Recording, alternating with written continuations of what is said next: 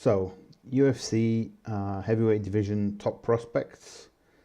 Not fought yet in MMA, but he's a highly decorated wrestler. He won bronze in London 2012. He has 3 World Championship golds, a silver and a bronze. Of course, I'm talking about Bilal Makov. This is my number 1 pick for the top heavyweight prospects. It's a bit optimistic to pick a guy that's never fought in MMA, but he's certainly got all the tools and he looks like a monster. If this guy wanted to do a mohawk, we could easily compare him to Zangief from Street Fighter. The second pick, Dmitry Sosnovsky, 10-0, 6 first round knockouts, 2 submissions and 2 by decisions. We could be looking at a huge star, but we'll only know once he's been in there against tougher opposition. The biggest name on his resume so far is Fedor's younger brother. And the number 3 pick is Tai Tuasava, also known as Bam Bam. I think a lot of people are going to be calling him that. He has 5 first-round victories, TKO victories. It's now time to see whether he can hang with the best in the world. The Mark Hunt comparisons are going to be commonplace, but if Bam Bam really wants to excel in the UFC and go further than Hunt has been, he'll need Hunt's solid chin, keep those hands of steel, and he's going to have a good ground game.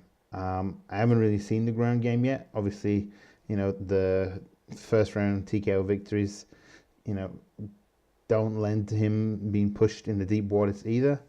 But, there's not a lot of other top prospects out there.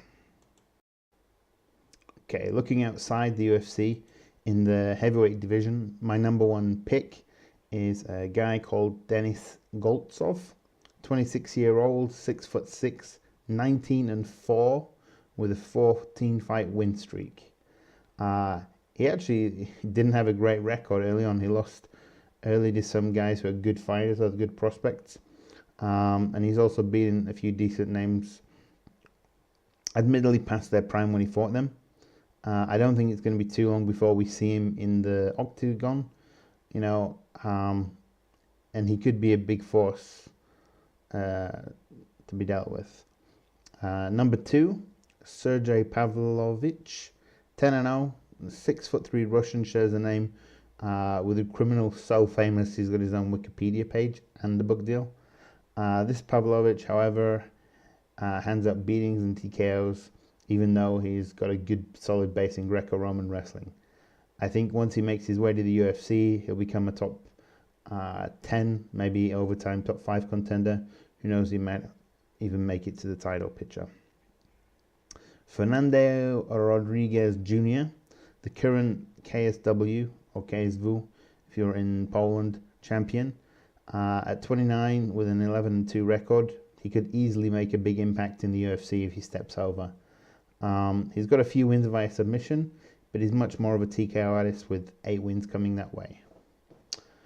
Number 4 pick, Augusto Saki. He's been fighting in Bellator since 2014, but at only 25 with a 9-0 record with 1 draw. He's an exciting fighter who could have a big impact in the UFC.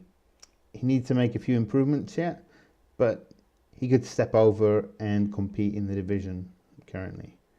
Number 5, Michał Andrzejczak has a huge amount of experience for a 24-year-old, having won 18 and lost 6. He's a very dangerous striker who needs to continue to evolve before really thinking about entering the UFC. But, like I said, 24-year-old, he's got a lot of time, and I think he could be a relevant top 10 heavyweight in the future. Now, number 6, this is a bit of a punt on my part. Stephen Mowry has only had 1 pro fight. He's 6'9". He's very comfortable standing and on the ground. I'm all in on this 24-year-old. He was training with the Black Zillions. So now the key for him is to surround himself or get into a good camp. And the sky's the limit for him. From what I've seen and heard about him, this guy could be the real deal. and could be a top contender for a very long time. Number 7, Kazbek Saidalev is 7-1, and he recently beat the guy actually at number 8 on this list. He's from a tough place, and MMA fans know what to expect from these guys. I think he needs to settle into a good camp in North America if he wants to have lasting success in the UFC. But we've seen from the other Russian, fighters or from that part of the world that they can come over and have good success.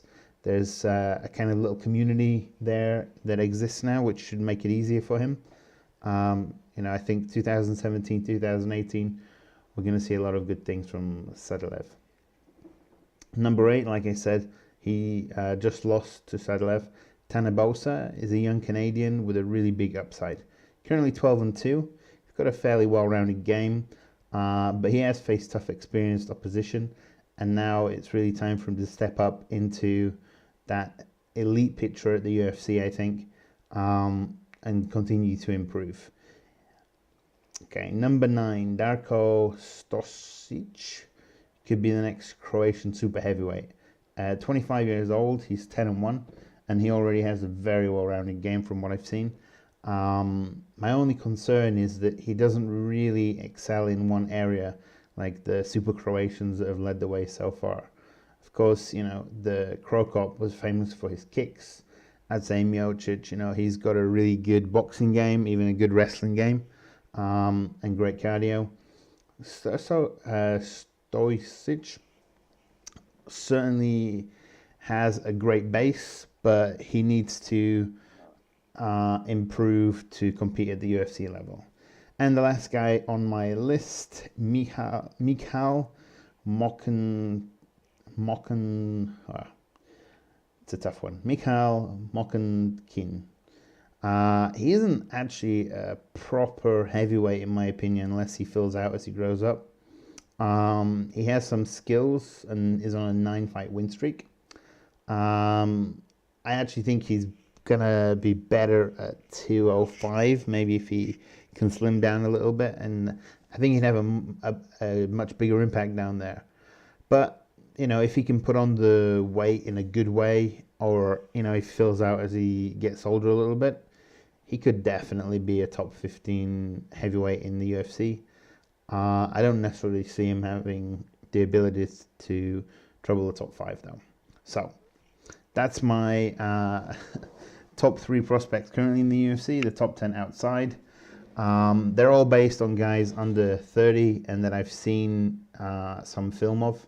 So if I've missed anyone out, let me know. Let me know what you think of the prospects, and we'll have a look back on this in a year's time and see how right I am.